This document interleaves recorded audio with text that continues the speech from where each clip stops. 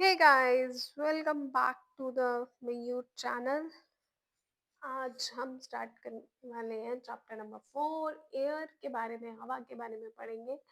इससे पहले 6 क्लास की एनसीईआरटी हम खत्म कर चुके हैं। 7th क्लास की एनसीईआरटी ज्योग्राफी की जो है उसके 3 चैप्टर्स हम पढ़ चुके हैं। Now we started the chapter number 4 that is air. Can you tell me what is air? I tell you. Air is हवा, है ना? हवा होगी तो हम सांस ले सकते हैं, हवा नहीं है तो हम सांस भी नहीं ले सकते। तो हमारे सराउंड्स में हमेशा चौबीसों घंटे हवा रहती है और हमें पता है ऑक्सीजन है, कार्बन डाइऑक्साइड है, नाइट्रोजन है, ये सारी गैसेस भी अवेलेबल हैं जिन्हें हम देख तो नहीं पा रहे हैं बट हम महसूस कर पाते हैं कभी कभी कि नाइट्रोजन गैस है। हमें उनकी कंपोजिशन के बारे में पहले भी पढ़ चुके हैं। आज हम पढ़ेंगे हवा के बारे में। कंपोजिशन के बारे में अभी पढ़ेंगे, सॉरी, पहले भी पढ़ा हुआ है बट हाँ इतना तो पढ़ा हुआ है कि mixture of gases. Let's get started. Air, our earth is surrounded by a huge blanket of atmosphere called, sorry, huge blanket of air called atmosphere. All living beings on the earth depend on the atmosphere for their survival. It provides us the air we breathe and protects us from the harmful effects of the sun rays. अब हवा क्या है? ये एक blanket है जो हमारी अर्थ को कवर करके रखता है और इस ब्लैंकेट का हमने नाम क्या रखा है? एटमॉस्फेयर। अब ये एटमॉस्फेयर हमारी लिविंग बींग्स, जितने भी लिविंग बींग्स हैं अर्थ पे, उन सब की सर्वाइवल के लिए बहुत इंपॉर्टेंट है। It provides us the air we breathe and protects us from the harmful effects of the sun rays. ये हमें क्या करता है? हमें सांस लेने लायक बनाता है और हम प्रोटेक्ट रहते हैं, जो सन की हार्मफुल रेज है उनसे प्रोटेक्ट रहते हैं। Without this blanket of protection we would baked alive by the heat of sun during the day and get frozen during the night. दिन के टाइम हम क्या हो जाएंगे? बेक हो जाएंगे, जैसे बिस्किट बेक होता है ना, वैसे बेक हो जाएंगे। और रात के टाइम पे क्या होगा? हम मतलब बर्फ की सिल्ली की तरह जम जाएंगे। ठीक है, अगर हमने अगर इस प्रोटेक्शन को, अगर ये हमारे पास ना हो, हमारे पास ब्लैंकेट ना हो, so it is this mass of air that has made temperature on the earth livable. ये जो mass of the earth है ये हमारी अर्थ को जीने लायक बनाता है। नेक्स्ट पढ़ेंगे कॉम्पोजिशन ऑफ द एटमॉस्फेयर के बारे में। Composition of the atmosphere. Do you know that the air we take in while breathing is actually a mixture of many gases? जो हम एयर ब्रीथ कर रहे हैं वो एक्चुअली में बहुत सारी मिक्सचर है गैसेस का। Nitrogen and oxygen are two gases which make up the bulk of the atmosphere. सबसे ज्यादा हमारी हवा में कौन सी दो ज्यादा इंपॉर्टेंट गैसेस हैं? One is the nitrogen and second one is the oxygen. ये बल्क में है। ये जैसे एक सेकेंड में फिर just wait, sorry for the interruption. Look, जैसे ये देखो, यहाँ पे सामने बताया नाइट्रोजन कितना है? 78%। एंड व्हाट इज कंपोजिशन कितनी है, कितना कंट्रीब्यूट कर रही है? Oxygen 21% and carbon dioxide 0.03%, argon is 0.093% and बाकी सारी गैसेस जो वो कितनी है? 0.04%।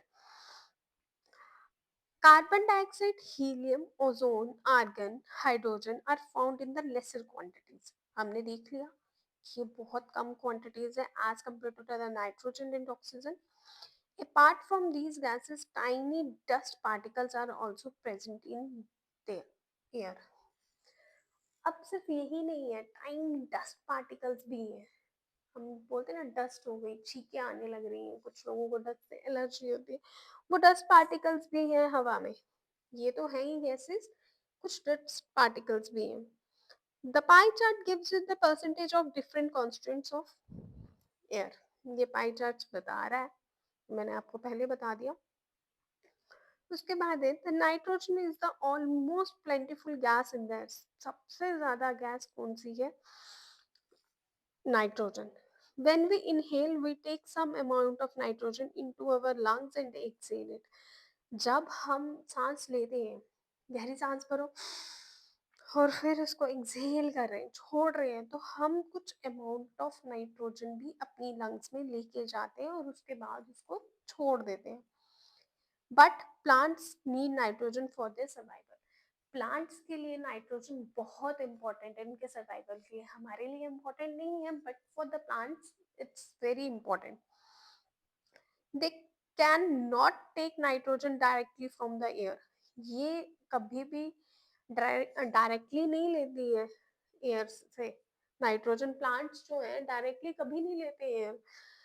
बैक्टीरिया, जो बैक्टीरिया इनके अंदर होता है सॉइल्स में या रूट्स में होता है, वो नाइट्रोजन लेता है. Take nitrogen from the air and change its form so that plants can use it. उसकी फॉर्म को चेंज करता है और प्लांट्स उसको यूज कर सकते हैं. एक इधर डू यू नो में दिया फैक्ट, पढ़ते हैं क्या दिया हुआ है. मुझे तो बहुत इंटरेस्टिंग लग रहा है. Let it see. Carbon dioxide. Carbon dioxide in the atmosphere creates a greenhouse effect by trapping the heat radiated from the earth. Carbon dioxide जो रिलीज होती है एटमॉस्फेयर में, वो क्या करती है? ग्रीन हाउस इफेक्ट क्रिएट करती है. कैसे करती है? ट्रैप करती है हीट को अपने अंदर और रेडिएट कर देती है. Radiated from the earth, earth पे छोड़ देती है, अर्थ से छोड़ देती है. It is therefore called a greenhouse gas. इसलिए उसे क्या कहते हैं? Greenhouse gas. And without it the earth would have been too cold to live in. अब इस गैस के बिना ना अर्थ इतनी कोल्ड हो जाएगी कि हमें रहना भी मुश्किल हो जाएगा. Too cold. However, when its level in the atmosphere increases due to factory smoke or car fumes, the heat retained increases the temperature of the earth. अगर अगर इसका लेवल बढ़ जाता है एटमॉस्फेयर में, किससे बढ़ता है? कार्बन डाइऑक्साइड का जो एटमॉस्फेयर लेवल है वो किससे बढ़ता है? वो बढ़ता है फैक्ट्री के स्मोक से, कार की फ्यूम्स, जो धुआं निकलता है कार से, और जो हीट रिटेन हो रही है लोगों की वजह से, हीट प्रोड्यूस हो रही है, हम बहुत एक्टिविटीज उल्टी सीधी कर रहे हैं, प्लांट्स को काट रहे हैं, सबसे बड़ी बात. तो उसकी वजह से क्या हो रहा है? ग्रीन हाउस इफेक्ट इंक्रीज हो रहा है. जब ग्रीन हाउस इफेक्ट इंक्रीज हो रहा है, it means carbon dioxide increase हो रही है. और हमारी कॉम्पोजिशन के हिसाब से हमें वो 0.03% चाहिए. जब वो उससे बढ़ेगी तो हमारे लिए हार्मफुल है. तो उससे क्या होगा? ग्लोबल वार्मिंग होगी. The rise in temperature causes the snow cold in the coldest parts of the world to melt. जो कोल्डेस्ट पार्ट है, अंटार्कटिका है, आर्टिक है, आपका हमारे इंडिया में सियाचिन ग्लेशियर्स वगैरह हैं, वो क्या होंगे? वो मेल्ट होना शुरू हो जाएंगे. गर्मी बढ़ेगी, आइस मेल्ट होगी. आइस मेल्ट होगी तो वो पानी कहाँ जाएगा? समुद्रों में जाएगा. सी लेवल इंक्रीज हो जाएगा. और उसकी वजह से क्या होगा? कोस्टल एरियाज पे फ्लड आएंगे और बहुत सारी क्लाइमेटिक चेंजेस होना शुरू हो जाएंगी, जो बिल्कुल भी अच्छी नहीं है.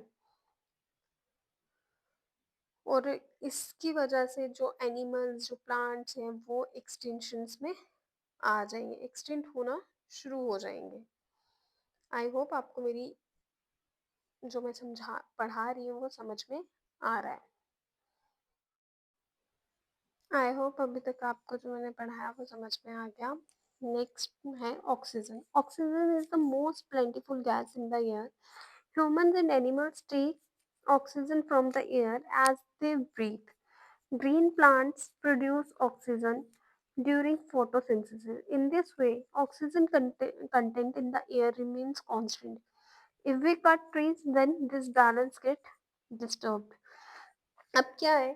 ऑक्सीजन जो है वो इंसानों के लिए बहुत जरूरी है. तो इंसानों के लिए ज्यादा जरूरी है. तो इंसान जो है वो क्या कर रहे हैं? पेड़ काट रहे हैं. पेड़ काट रहे हैं तो कार्बन डाइऑक्साइड बढ़ रही है और ऑक्सीजन लेवल कम हो रहा है. ऑक्सीजन लेवल कम होगा तो हमें क्या है? ऑक्सीजन सिलेंडर कोरोना के टाइम पे याद है ना, ऑक्सीजन सिलेंडर लेने पड़ रहे थे. तो अभी भी एक वायरस और एचएमपीवी बहुत चाइना में फिर से फैल रहा है। उधर फिर से इमरजेंसी डिक्लेयर कर दी हुई है। अभी तक हमारे इंडिया में ऐसा कोई केस नहीं है, बट पहले भी कोरोना वायरस आपको पता है इन्हीं दिनों में चाइना से आया था। और अभी जो इतना सब कुछ हो गया, ठीक है, कोरोना वायरस के बाद तो हम नया वायरस अफोर्ड नहीं कर सकते। और कोरोना वायरस के टाइम पे आपने देखा होगा हमें ऑक्सीजन सिलेंडर्स लेने पड़ रहे थे, हमें बाहर से ऑक्सीजन मंगवानी पड़ गई थी। तो प्लीज डोंट कट ट्रीज, आपको ट्रीज कट नहीं करने हैं और लगाने हैं, ठीक है। तो और मोस्ट इम्पोर्टेंट थिंग, आप पूरे चैप्टर में से ना जो डू यू नो लिखा होता है या साइड पे छोटे छोटे फैक्ट्स दिए होते हैं, इसे अच्छे से पढ़ा करो, क्योंकि most of the time questions यहाँ से फंसते हैं। अब हम पढ़ लेते हैं do you no. When air is heated it expand, becomes lighter and goes up. जब एयर हीट अप होती है ना तो वो बहुत लाइट हो जाती है, लाइट होने के बाद ऊपर से आती है।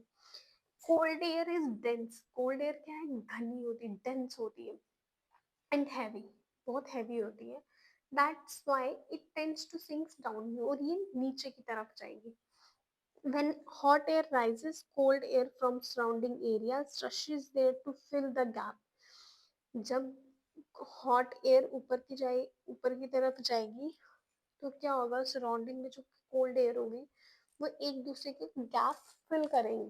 That is why air circulation takes place, sorry that is how air circulation takes place, ऐसे एयर सर्कुलेशन होता है।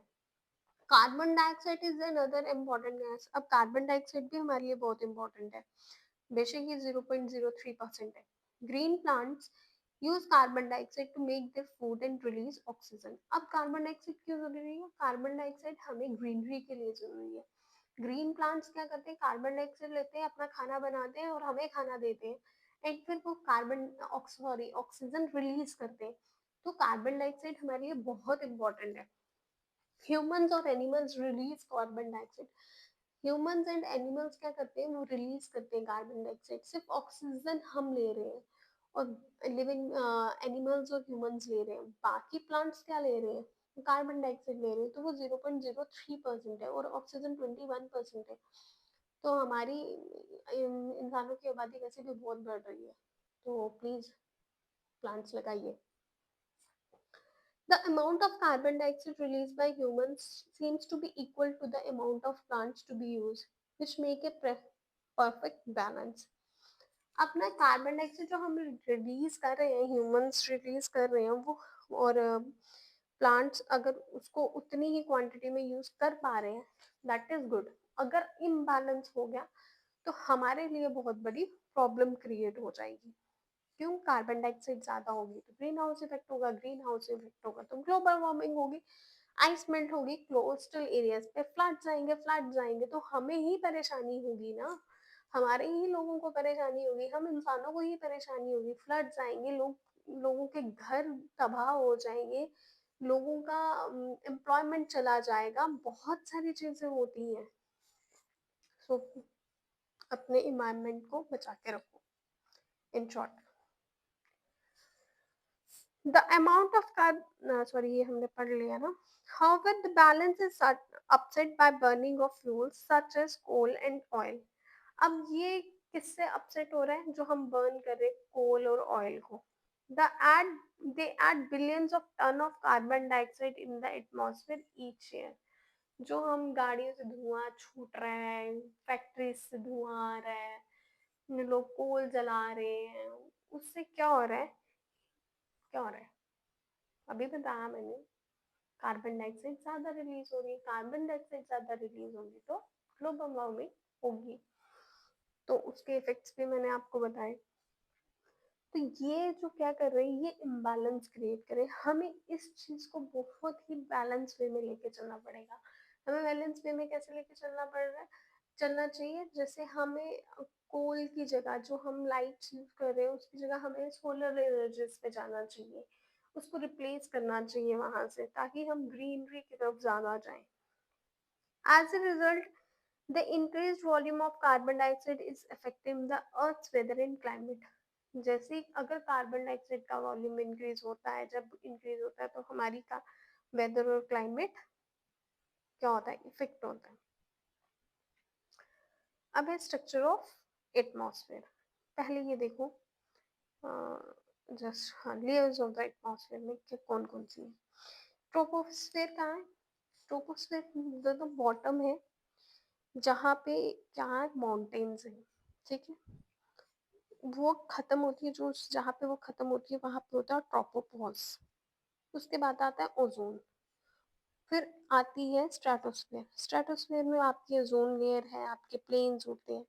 जहाँ पे ये खत्म होती है उसे कहते हैं स्ट्रेटोपॉज. स्ट्रेटोपॉज के ऊपर है मीजोस्फेयर. मीजोस्फेयर जहाँ पे खत्म होती है वहां पे आता है मीजोपॉज. फिर thermosphere and exosphere. Our atmosphere divided into 5 layers starting from the Earth's surface. पहली 5 लेयर कौन सी हैं? Tropo, strato, meso, thermo and exosphere. First, troposphere. This layer is the most important layer of the atmosphere. ये बहुत important layer है atmosphere की. It average height is 13 kilometre. इसकी average height कितनी है? 13 kilometre. The air we breathe exist here. जो हम सांस लेते हैं वो यहाँ पे एग्जिस्ट करती है. Almost all the weather phenomena like air, fog and hailstorm occur in this layer. सारे फिनोमिना यहाँ पे अकर करते हैं. लाइक हेल स्टॉर्म है, फॉग है, बारिश होना, बर्फ गिरना, आपकी धुंध पड़ती है, जो वो सब फिनोमिना यहाँ पे कवर होते हैं. इसकी एवरेज हाइट कितनी? 13 kilometre. Stratosphere above the troposphere. Troposphere से ऊपर वाली लाइन. इसकी हाइट कितनी एक्सटेंड है? 50 किलोमीटर. यहाँ पे क्या है? क्लाउड्स हैं, वेदर फिनोमिनन है, कंडीशंस है, आइडियल प्लेन्स की उड़ने की कंडीशंस यहाँ पे हैं, अच्छी कंडीशंस हैं. और यहाँ पे contains layer of ozone. Ozone की लेयर है, ओजोन गैस है यहाँ पे, which we have learned how it protects us from the harmful effect of the sun rays. ये हमें कैसे प्रोटेक्ट करती है ये हमने अभी पढ़ा. मीजोस्फेयर. मीजोस्फेयर क्या है? This is the third layer of the atmosphere. ये क्या है? थर्ड लेयर है एटमॉस्फेयर की. ये it lies above the stratosphere. ये स्ट्रेटोस्फेयर से ऊपर की तरफ है. इसकी हाइट कितनी एक्सटेंड होती है? 80 किलोमीटर. कितनी? 80 किलोमीटर. यहाँ पे क्या होता है? मेट्रॉइड्स जो आते हैं यूनिवर्स ऊपर से, गैलेक्सी से जो मेट्रॉइड्स आते हैं वो बर्न हो जाते हैं. यहाँ पे आते आते जल जाते हैं. स्पेस में से एंटर होते हैं जैसे, वो यहाँ पे आके जल जाते हैं. फिर आते हैं thermosphere. In the thermosphere temperature rises rapidly with the increase of height. जैसे जैसे हाइट बढ़ेगी ऊपर की तरफ तो टेम्परेचर क्या होगा? बढ़ जाएगा. Ionosphere is the part of the layer. Ionosphere जो है इस लेयर का पार्ट है. It extends. ये कहाँ तक? 80 टू 400 किलोमीटर. ये कितना? 80 टू 400 किलोमीटर. ये किस में हेल्प करता है? रेडियो ट्रांसमिशन में. Radio transmission waves from earth are reflected back to the earth of this layer. ये रिफ्लेक्ट आती है अर्थ तक, फिर रिफ्लेक्ट बैक हो जाती है, उसमें हेल्प करता है. नेक्स्ट है exosphere. The uppermost layer of the atmosphere is known as exosphere. जो uppermost layer है उसे क्या कहते हैं एटमॉस्फेयर की? Exosphere. This layer has a very thin air. इसकी जो लेयर है इसकी बहुत पतली हवा है. लाइट गैसेस लाइक बहुत लाइट गैसेस कौन कौन सी है यहाँ पे? Helium and hydrogen float into the space from here. जो स्पेस से यहाँ पे फ्लोट कर रही है.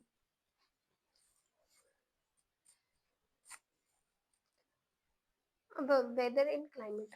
अब वेदर और क्लाइमेट में क्या क्या है? Weather in climate.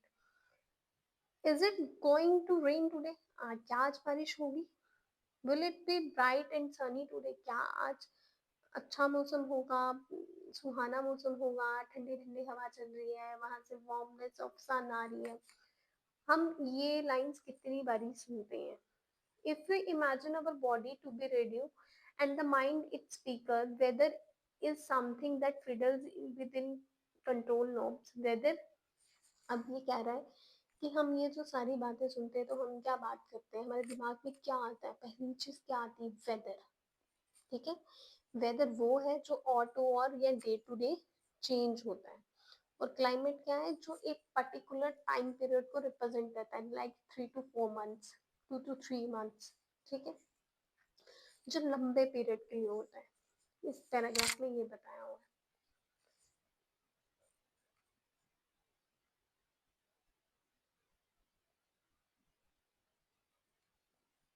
सॉरी, मैं अटक गई थी। आगे, temperature. The temperature you feel every day is the temperature of the atmosphere। जो हम टेम्परेचर फील करते हैं ये कहाँ पे होता है, हमारे एटमॉस्फेयर में होता है। The degree of hotness and coldness of the air is known as temperature. जो डिग्री है हॉटनेस की, कोल्डनेस की, उसे क्या कहते हैं, टेम्परेचर। अब यहाँ पे देखो, थर्मोस्फेयर, थर्मोमीटर मेजर, थर्मोमीटर क्या करता है, मेजर करता है टेम्परेचर को। बैरोमीटर क्या करता है, मेजर करता है एटमॉस्फेरिक प्रेशर को। रेन गॉज क्या होती है, जो रेनफॉल को वो करती है, मेजर करती है। विंड वॉच क्या, विंड क्या होती है, शोज द डायरेक्शन, जो डायरेक्शन बताती है आपकी विंड की डायरेक्शन अभी कहाँ पे है। The temperature of the atmosphere changes not only between day and night but also from seasons to season. Obviously, गर्मियों में 45-47 डिग्री टेम्परेचर जाता है, अभी 0 डिग्री भी जाता है, माइनस पे में भी जाता है। तो ये वेरी करता है ना, क्लाइमेट सीजन टू सीजन भी वेरी करता है, दिनों रात में तो है ही है, सीजन टू सीजन भी बहुत वेरी करता है। An important factor that influences the distribution of temperature is insolation. Insolation is the incoming solar energy intercepted by the earth। Insolation क्या है, जो solar energy आती है earth की तरफ। The amount of insolation decreases from the equator to poles। जो insolation energy जो है वो equator से लेके poles की तरफ आते आते कम होती जाती है। Therefore the temperature decreases in the same manner। वैसे ही मतलब इक्वेटर पे ज्यादा होगा और आते आते वो वहां पे कितना हो जाएगा, कम हो जाएगा। कहाँ पे कम हो जाएगा, पोल्स की तरफ कम हो जाएगा।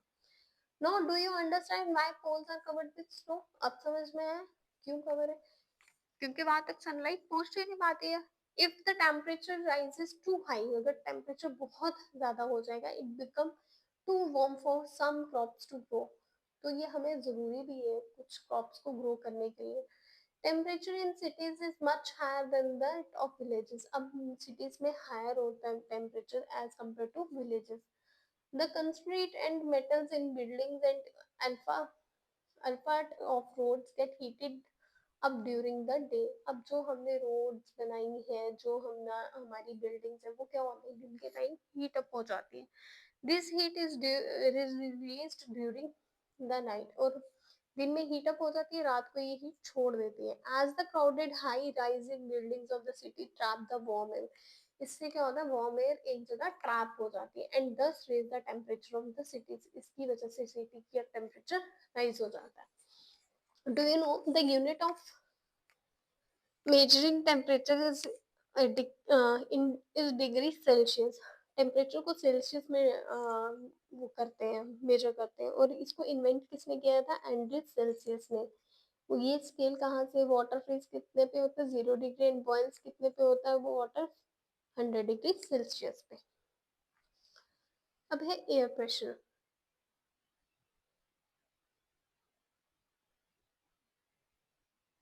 सॉरी, मैं पानी पीने लग गई थी। Air pressure, you will be surprised to know that air above us presses us up with a great force on our bodies. However, we won't feel it. This is because the air presses us from all the direction and our body exerts a counter pressure। अब ये जो है ना air pressure, ये क्या करती है, हमारी बॉडी को, हमारे जो एयर है हमें हर साइड से फोर्स लगा रही है, बट ये हमें फील नहीं होता है इसका प्रेशर। क्यों नहीं होता है, क्योंकि हमारी बॉडी इसके इस एग्जर्ट के लिए रेडी हो चुकी है, हमें पता है इतना होना ही होना है, हम हैबिचुअल हो गए हैं। Air pressure is defined as the pressure exerted by the weight of the air on the earth surface. ये एयर प्रेशर क्या होता है, ये कहाँ से हमें पता लगता है कि वेट कितना है एयर का, उससे अर्थ के ऊपर, उससे हमें पता लगता है। As we go up the layers of the atmosphere, the pressure falls rapidly. जैसे ही हम ऊपर जाते हैं तो एयर प्रेशर कम होता जाता है, ठीक है। मैं और the air pressure is highest at the sea level, highest कहाँ पे होता है, सी लेवल पे होता है। And decreases with the height, और डिक्रीज कैसे होता है, हाइट से डिक्रीज होता है। Horizontally the distribution of air pressure is influenced by temperature of air at a given place. जो हॉरिजॉन्टली जो डिस्ट्रीब्यूशन है एयर प्रेशर का, जैसे ये है, ये ये फिगर हम मैं अभी आपको समझाऊंगी, पहले हम रीड कर लेते हैं। वो क्या होता है, एयर प्रेशर का at a given place in areas temperature is high, the air gets heated and rises. Air हमने ऊपर भी पढ़ा था, जब एयर हीट ऊपर होती है तो वो राइज करती है। दिस क्रिएट्स लो प्रेशर, और इस प्रेशर को हम क्या कहते हैं, लो प्रेशर। जब हवा हीट अप होगी, ऊपर की तरफ जाएगी तो लो प्रेशर होगा। लो प्रेशर कब is associated with cloudy skies and wet weather, wet weather के टाइम पे और क्लाउडी स्काईज के टाइम पे लो प्रेशर होता है। In areas having low temperature the air is cold, जहाँ पे लो प्रेशर होगा वहाँ पे क्या होगा, जो हवा है वो ठंडी होगी। It is there for heavy air sinks and creates a high pressure. Heavy जो एयर है वो सिंक होगी और हाई प्रेशर क्रिएट होगा। High pressure is associated with clear and sunny skies, high pressure जो है वो किससे एसोसिएट होता है, क्लियर स्काईज किसे, और उसमें क्या होता है, सनी, सनी मतलब आप धूप अच्छी निकली हुई है, खिली खिली धूप निकली हुई है। The air move always moves from high pressure areas to low pressure. अब एयर जो है वो हाई प्रेशर से लो प्रेशर की ओर आती है, वो जो एयर सर्कुलेशन का गैप है उसको फिल करने के लिए। अब यहाँ पे एक डू यू नो का फैक्ट है, on the moon there is no air, चांद पे कोई हवा नहीं है, and hence no air pressure, it means उसके ऊपर कोई एयर प्रेशर नहीं है। तो एस्ट्रोनॉट्स को एक वेयर स्पेशल सूट वेयर करना पड़ता है अगर मून पे जा रहे हैं। अगर वो ऐसा नहीं करेंगे तो उनकी ब्लड वेसल्स जो है वो फट जाती है, ठीक है। A wind is name after the direction from which is blows. एक हवा का भी नाम होता है, ईस्टर्ली विंड्स, वेस्टर्ली विंड्स। वो कैसे, जो जिस डायरेक्शन में विंड ब्लो कर रही होगी उस डायरेक्शन में उसका नाम दिया जाता है। The movement of air from high pressure area to low pressure area, ये जो ये कहाँ पे जाता है, हाई प्रेशर से लो प्रेशर की तरफ, उसे क्या कहते हैं, wind. You can see a wind at work as it blows dry leaves down the pavement and uproot trees during a storm. Sometimes when the wind blows gently, we can see it blowing away smoke or fine dust. जब बहुत तेज हवा चलती है तो हमें dust भी दिखाई देती है, स्मोकी एयर भी दिखाई देती है। At times wind can also strong it difficult to walk against it, कभी कभी हवाएं इतनी तेज होती है जिसे हम तूफान कहते हैं, हमें उसके अगेंस्ट चलना भी मुश्किल है। नॉर्मली डेज में तो हम चल पाते हैं, अगर विंडी डे है तो अगर हम छाता लेके जाएंगे तो छाता उड़ जाएगा, हम छाता लेके नहीं चल पाएंगे, वो इतना उसको अगेंस्ट करता है। Think of some other examples, जैसे परमानेंट विंड्स, सीजनल विंड्स और लोकल विंड्स। पहले आती है ट्रेड विंड्स। परमानेंट विंड्स में कौन सी होती है, trade winds, westerlies and easterlies, इन्हें हम परमानेंट कहते हैं। ये through out the constantly blow करती रहती है। सीजनल विंड्स क्या होती है, जो अपनी डायरेक्शन को चेंज करती है, जैसे मानसून आते हैं इंडिया में। लोकल विंड्स क्या होती है, जो day particular period of the day और year in a small area, जैसे लैंड ब्रीज, सी ब्रीज, थोड़ी थोड़ी टाइम टाइम के लिए, और ये थोड़े टाइम के लिए हम लू भी फेस करते हैं, 2 महीनों के लिए या 2 से 1.5 महीने के बीच में, है ना। तो लू क्या है, जब बहुत गर्मी होती है और गर्म हवा चलती है। अच्छा, अब आप देखो, ऊपर है 90 डिग्री नॉर्थ, नीचे है 90 डिग्री साउथ। यहाँ पे क्या बनना है, सब पोलर। अब हमने क्या पढ़ा था, ट्रॉपिक ऑफ कैंसर, यहाँ पे ऊपर आओ। लुक लुक लुक लुक, जो लो प्रेशर कब बनता है, कब बनता है, जब हाई प्रेशर हाई एयर क्या होती है, हीट अप होती है और ऊपर की तरफ जाती है। अब यहाँ से हाई, यहाँ पे क्या बन रहा है, ईस्टर्ली विंड्स आ रही है, ऊपर क्या जा रही है, यहाँ पे क्या बन रहा है, हाई प्रेशर। क्यों?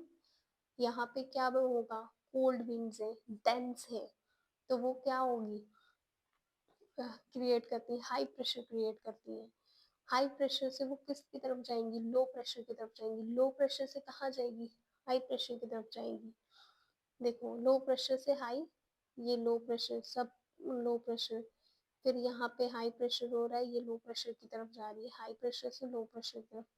अब हाई प्रेशर कहाँ पे आ रहा है, लो प्रेशर की तरफ आ रहा है ना, ये एरोज बने हुए हैं, हाई प्रेशर से लो प्रेशर की तरफ, हाई प्रेशर से लो प्रेशर की तरफ जा रही है विंड्स, ठीक है। और यहाँ पे ये देखो, पहले पोलर ईस्टर्ली विंड्स ईस्ट की तरफ जा रही है, फिर उसके बाद वेस्ट की तरफ जा रही है, फिर नॉर्थ ईस्ट ट्रेड विंड्स आ रही है, फिर साउथ ईस्ट ट्रेड विंड्स आ रही है, फिर प्रिवेलिंग वेस्टर्लीज आ रही है, पोलर वेस्टर्लीज आ रही है, ठीक है। ये अब साइक्लोन क्या होता है, साइक्लोन होता है जब पानी का चक्रवात, चक्रवात कहते हैं। ये क्या होता है, इसमें क्या होता है, तूफान आता है, तूफान आता है। इट्स लाइक तूफान आने की वजह से क्या होता है, जो समुद्र का पानी है वो सारी लहरें कहाँ आ जाती है, लैंड की तरफ आ जाती है। कब हुआ था साइक्लोन टोन, बे ऑफ बंगाल ओडिशा में, इंडिया में कब आया था, 17 टू 18 अक्टूबर 1999। 5 डिस्ट्रिक्ट्स को हिट किया था, बहुत बड़ी बात होती है, डैमेज बहुत सारा कुछ डैमेज हो गया था। कितने घंटे तक रहा था, 36 आवर्स तक रहा था। लोगों के कच्चे घर, मिट्टी के बने हुए घर तबाह हो गए। 260 किलोमीटर तक गया था, इतना पानी पानी हो गया था, हर चीज तबाह हो गई थी। और ये टाइडल वेव की हाइट कितनी थी, 7 to 10 मीटर। इस टाइडल ने 20 किलोमीटर तक का एरिया पूरा ऐसे साफ, पूरा घर के घर ले लिए थे, लोगों की फसलें बर्बाद हो गई थी। ये क्या करता है, डिप्रेशन क्रिएट करता है। कहाँ पे डिप्रेशन क्रिएट हुआ था उस टाइम पे, थाईलैंड में। वहां से नॉर्थ ईस्ट की तरफ से पोर्ट ब्लेयर पे आई, वो ग्रेजुअली मूव करती गई, कौन सी डायरेक्शन में, नॉर्थ वेस्ट डायरेक्शन में। और वहां से इंटेंस साइक्लोन आ गया, कहाँ पे, बेलिकुडा में, इरजमामा में, कहाँ पे ये, ओडिशा में। कब आया था, 29 अक्टूबर, सुबह 10:30 बजे।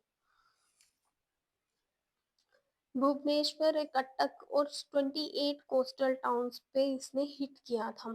13 मिलियन पीपल्स अफेक्ट हुए थे इससे।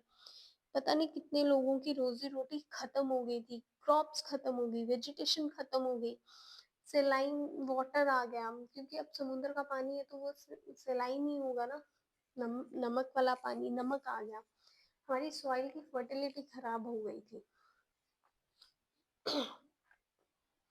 The mangrove forest between Paradip and Konark vanished, पूरे को पूरे जंगल तबाह हो गए। अब है moisture, when water evaporates from land and different water bodies it becomes water vapor।